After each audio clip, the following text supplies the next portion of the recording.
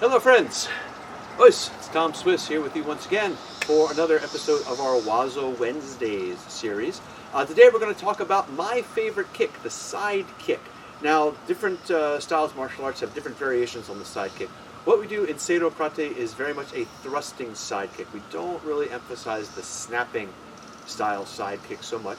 But one thing that beginning students often have trouble with is distinguishing a Sidekick from a Roundhouse Kick. So, if Big Red here is my opponent, and I'm taking up a side stance, sort of a half-horse stance here, and say, I want to throw a kick in that direction. Well, a very natural thing for me to do would be to lift my knee up to the side and then kick from there. I did a side kick.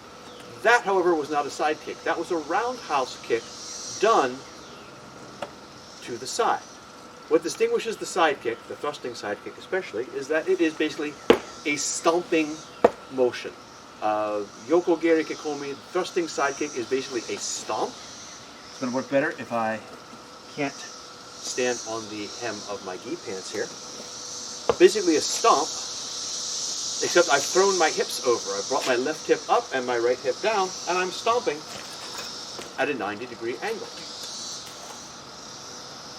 A good way to track this is to keep track of where the knee is. So if I imagine a line from my side directly to the target, if my knee comes behind that line, it is definitely a roundhouse kick. If my knee is really at that line, and then I just straighten my leg, that is also a roundhouse kick. For a side kick, my knee is going to stay on this side of that line. Another way to think about this, a way that I teach the kids, but it's good for adult learners also, when you're warming up for the side kick, put your hand in front of your belly button. Or if you want to be more esoteric about it, you could talk about the tanden or the dantian, right? So I got my hand in front of my dantian area here, and I bring my knee up to there, flipping the hip over, and then I'm in position to execute that side kick. All right?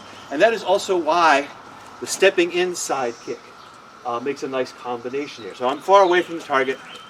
I want to kick Big Red there. I can't reach Big Red. I am sad. I could try closing my stance and kicking from there. I can just barely reach from there. I can actually step behind. When I do that, note the position of my knee relative to my central line, to my belly button, to my dantian. It's all set for a nice side kick there. So whether you're stepping in from a distance to get the jump on your opponent into a nice side kick, or whether you can use side kick as a checking response against the charging opponent, I really like the side kick. It is my favorite of the basic kicks. So thanks for tuning in. We'll have another Waza Wednesday episode. See, can you see my face? There we go.